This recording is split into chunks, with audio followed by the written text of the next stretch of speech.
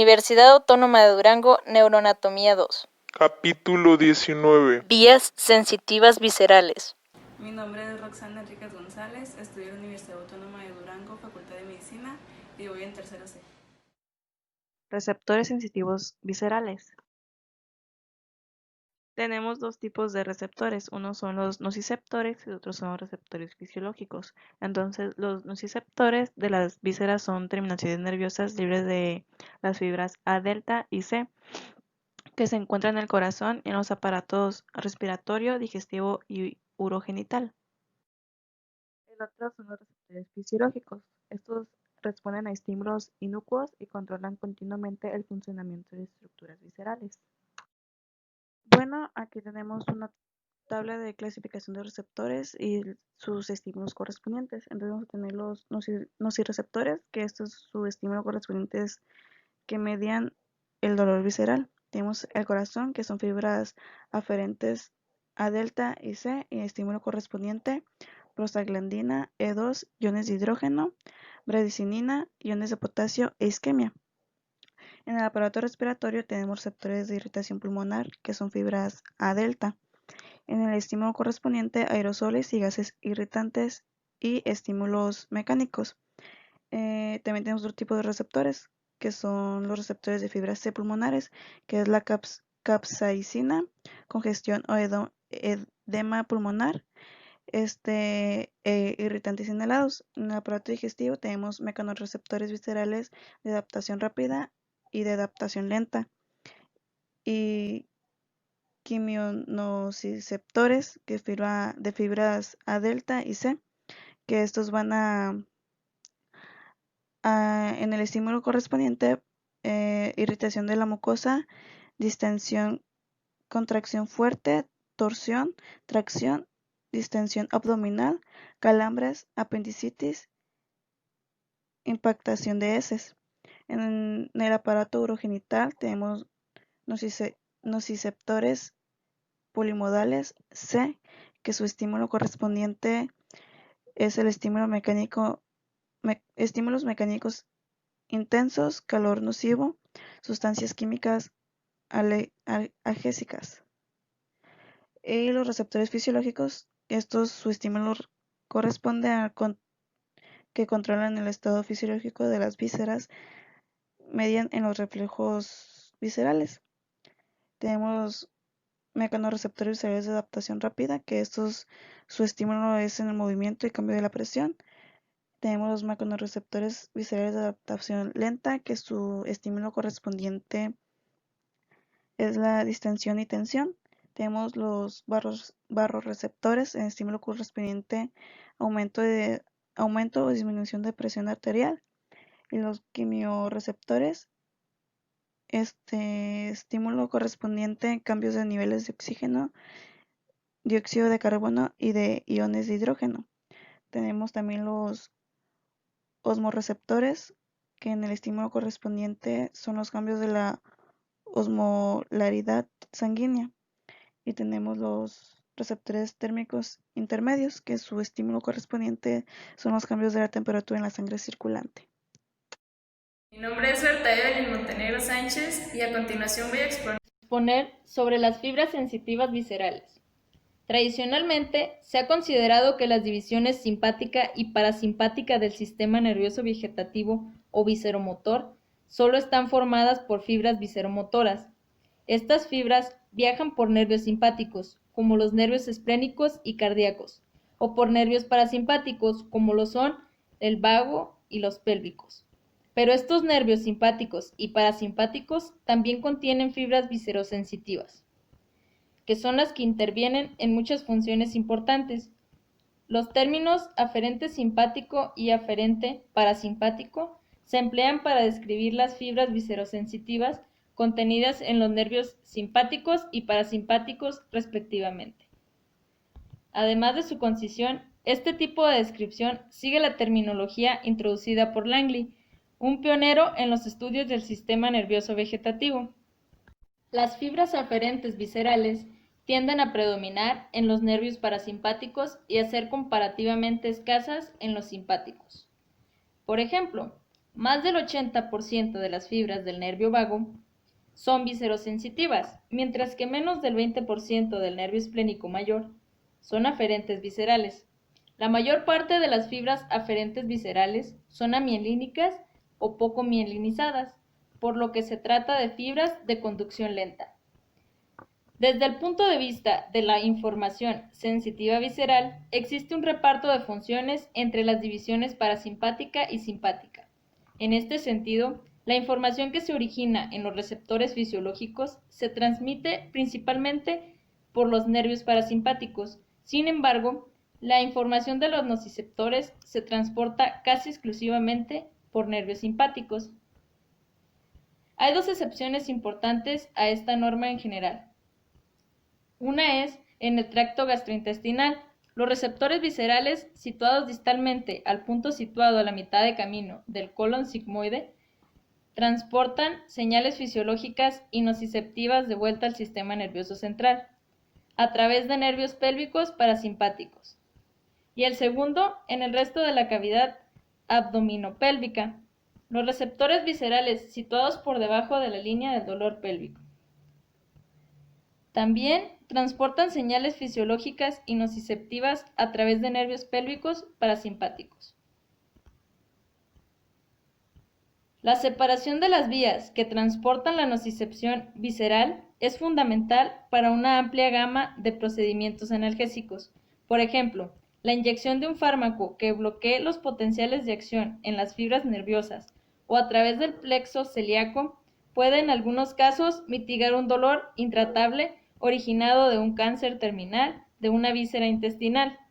Del mismo modo, la administración de anestésicos obstétricos a través del bloqueo epidural caudal anestesiará el cuello del útero y la vagina, por debajo de la línea del dolor pélvico, como se puede observar en la imagen, pero tendrá poco efecto sobre las señales dolorosas procedentes del cuerpo del útero, permitiendo que la madre sea consciente de sus contracciones uterinas durante el trabajo de parto. La inyección en el espacio epidural lumbar bloqueará las señales procedentes del útero y de la vagina, y el abordaje más frecuente para la analgesia neuroaxial durante el trabajo de parto. Se inyecta esta epidural para evitar el dolor durante este trabajo. Hola, ¿qué tal? Mi nombre es Pamela Martel, alumna de la Universidad Autónoma del Estado de Durango, en la carrera de Medicina, tercer semestre Grupo C. El día de hoy estaré hablando sobre vías ascendentes de las aferencias simpáticas.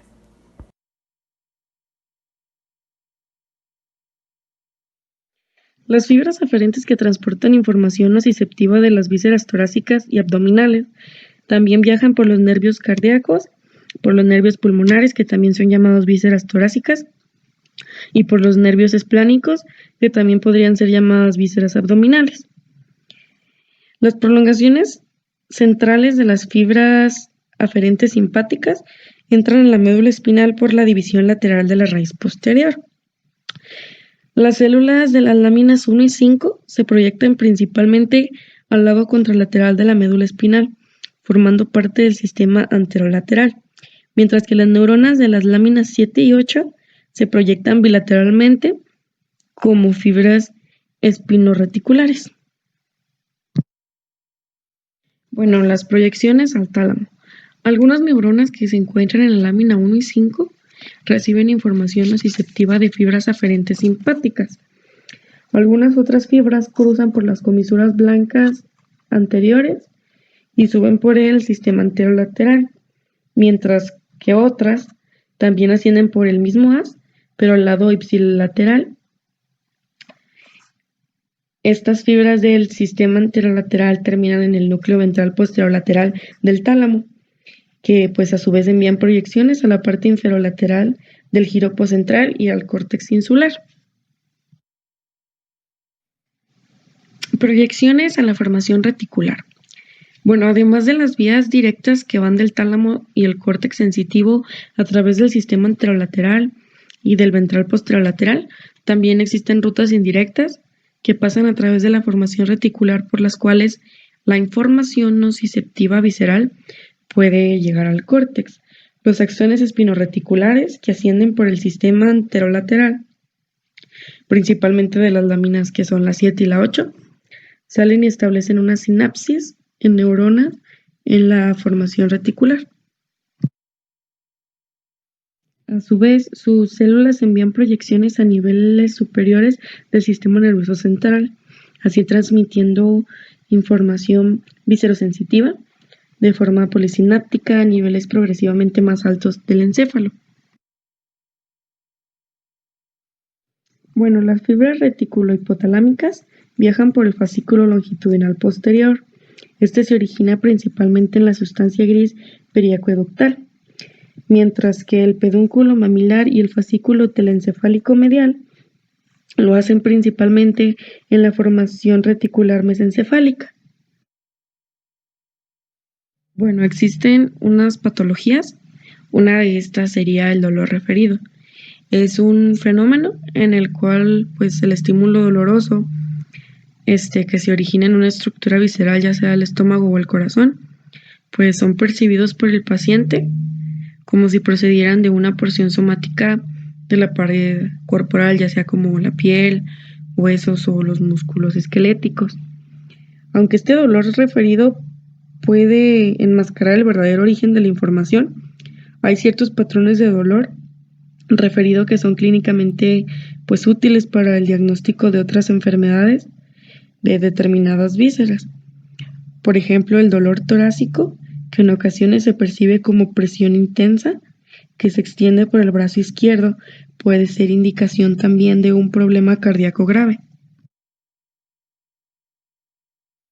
Bueno, se cree que en el mecanismo que subyace al dolor referido interviene una convergencia de información aferente somática y visceral en grupos de neuronas del asta posterior, cuyos axones ascienden a niveles superiores del sistema nervioso central. En esta imagen que se muestra aquí, nos enseñan los circuitos que intervienen en el dolor referido. Bueno, en la imagen, en el dibujo número A, en el de la parte de arriba, las fibras aferentes somáticas, que vendrían siendo las líneas azules, y las vísceras, que vendrían siendo las rojas, terminan en células de los tractos que transportan sus respectivos tipos de información hacia el tálamo. En el dibujo de la parte de abajo, las colaterales procedentes de las fibras aferentes viscerales pueden activar células de los tractos que suelen transmitir la información aferente somática. Otra de las patologías sería el dolor anginoso. Bueno, se le denomina angina a un dolor causado por una cardiopatía. En aproximadamente el 80% de los pacientes, la angina se percibe inicialmente como una desagradable sensación de opresión que se origina detrás del esternón. Esta molestia también puede percibirse como un dolor que se irradia bajando por el brazo izquierdo y pues en otras ocasiones más raras, pues se presenta en los dos brazos. Bueno, en esta imagen se muestran las vías que intervienen en el dolor anginoso. Las fibras aferentes del corazón entran en el tronco simpático por los nervios cardíacos cervicales y torácicos. Los nervios cardíacos cervicales se unen a la cadena simpática en los ganglios cervicales superiores, medios e inferiores, mientras que los nervios cardíacos torácicos se unen a los ganglios simpáticos relacionados con los nervios espinales.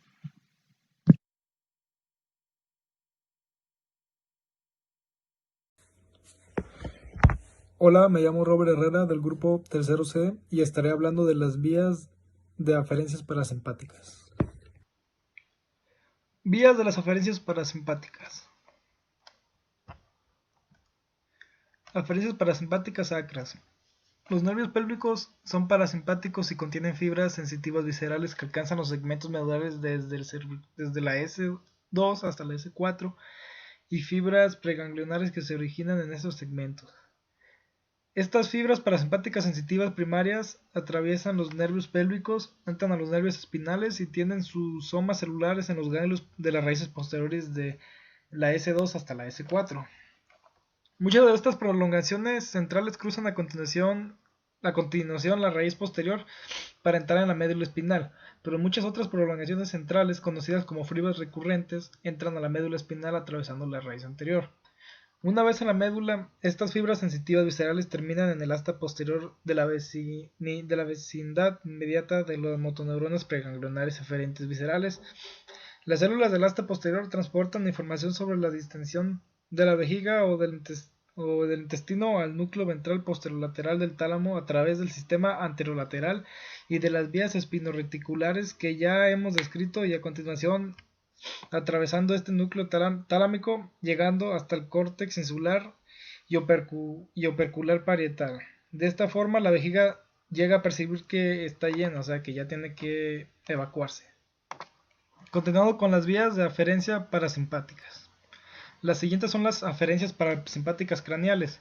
Los nervios craneales 3, 5, 9 y 10 contienen fibras de motoneuronas parasimpáticas preganglionares, pero solo los nervios craneales 7, 9 y 10 tienen ganglios sensitivos. De ellos, únicamente los nervios craneales 9 y 10 poseen un número importante de fibras aferentes parasimpáticas.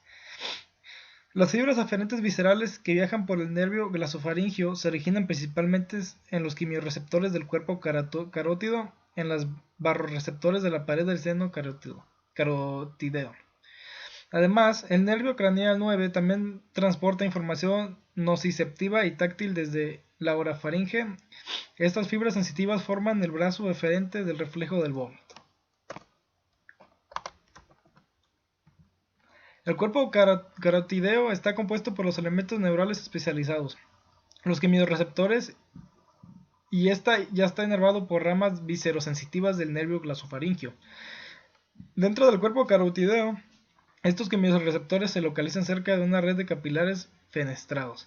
Por ello responden a cambio a la presión parcial del oxígeno y del dióxido de carbono arteriales, al pH sanguíneo y a los fármacos. Los barroreceptores carotideos se localizan en la pared del seno carotideo y responden a los cambios bruscos de la presión arterial. Las fibras del nervio vago transmiten gran variedad de información fisiológica procedente de las vísceras torácicas y de todas las esplénicas del colon. Estas fibras vagales transportan información sobre el estado funcional de dichas estructuras, pero no se encargan de conducir el dolor. Las fibras visosensitivas periféricas que viajan por los nervios glasofaringio y vago entran en el cráneo por el foramen yugular. En este foramen se encuentra un ganglio superior y otro inferior de cada nervio. Los somas de las neuronas viscerosensitivas primarias se encuentran en el ganglio inferior, mientras que la superior aloja a las somas de las neuronas somasensitivas primarias. Las prolongaciones centrales de las fibras viscerales primarias de los nervios craneales 9 y 10 entran en el bulbo y forman el tracto solitario y hacen sinapsis con las neuronas del núcleo solitario adyacente. Y nuestro último vía vendría siendo el reflejo barroreceptor. Las proyecciones que van del núcleo solitario al núcleo motor dorsal del vago, a las células asociadas al núcleo ambiguo y a las áreas rostrales del bulbo anterolateral son esenciales para el normal funcionamiento del reflejo barroreceptor. En este reflejo, la información aferente de los barroreceptores carotideos y aórticos entran en el bulbo por los nervios craneales 9, 10 y terminan en el núcleo solitario, ya antes mencionado. Los aumentos de la presión arterial provocan un incremento de la frecuencia de descarga de los barroreceptores, mientras que la reducción de la presión arterial disminuye dicha frecuencia. De esta forma se controla constantemente la presión arterial y la información resultante se envía al núcleo solitario. En este núcleo, las neuronas que se proyectan al núcleo motor dorsal del vago y al núcleo ambiguo responden de manera opuesta, o como lo hacen las neuronas que se proyectan en las áreas rostrales del bulbo anterolateral. Mi nombre es Mónica Daniela Herrera Carrillo. Aferencias viscerales al sistema reticular activador. Tenemos lo que es la formación reticular del tronco del encéfalo. La formación reticular es una estructura que se extiende por el eje del sistema nervioso central, desde la médula espinal hasta el cerebro. Pasa a través del bulbo raquídeo, la protuberancia, el mesencéfalo, el subtálamo, el hipotálamo y el tálamo. Se encuentra en el núcleo reticular paramediano que proyecta sus fibras hacia el cerebelo. Aquí encontramos conexiones aferentes de la formación reticular.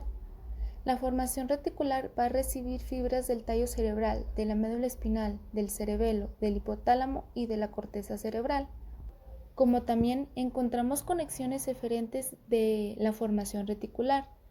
La formación reticular va a enviar fibras hacia la médula espinal, hacia el cerebelo y hacia el diencéfalo. Existen varias funciones de la formación reticular. Una de ellas es que va a controlar el músculo esquelético. También modula el tono muscular y la actividad refleja también puede efectuar una inhibición recíproca. Un ejemplo de esto es cuando se contraen los músculos flexores, los antagonistas extensores se van a relajar. También controlará la sensibilidad somática y visceral a través de las vías reticuloespinales.